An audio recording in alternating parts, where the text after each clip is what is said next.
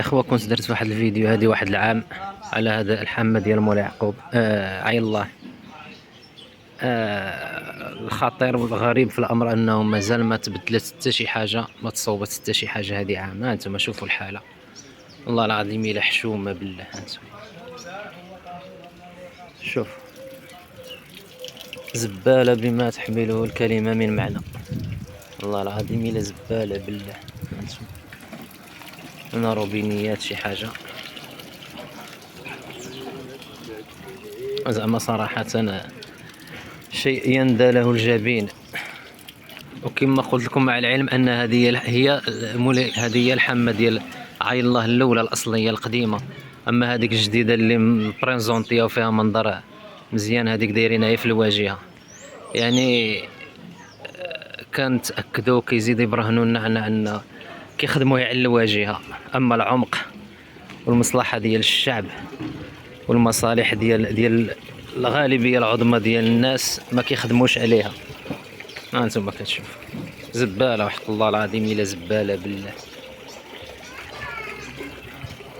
حشومه تكون هذه في هذه الوقيته هذه، كما قلت لكم حشومه في 2024 علينا 2025 تكون مازال بحال هذه الحاله هذه. من المفارقات كتبين انتم حافظوا على النظافه. اش من نظافه يا عباد الله؟ يا وجوه النحس، اش من نظافه؟ الزبل حاشاكم بعدا. كنتمنى هذا الميساج يشوفوا المسؤولين تجيهم الغيره، على الاقل تجيهم الغيره. هادشي راه ما فيه والو، يتجمعوا الناس درهم هادو اللي تيدخلوا حق الله العظيم تيجمعوا ويصوبوا لها بالله.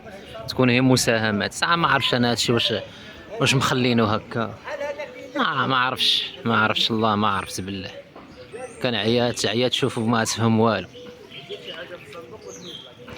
يلا اخوت، كنتمناو تبارطاجيو هذا الفيديو على نطاق واسع، يشوفوا مع الاقل شي ضمير حي يشوف هذا الشيء وتجيه الغيره على الاقل.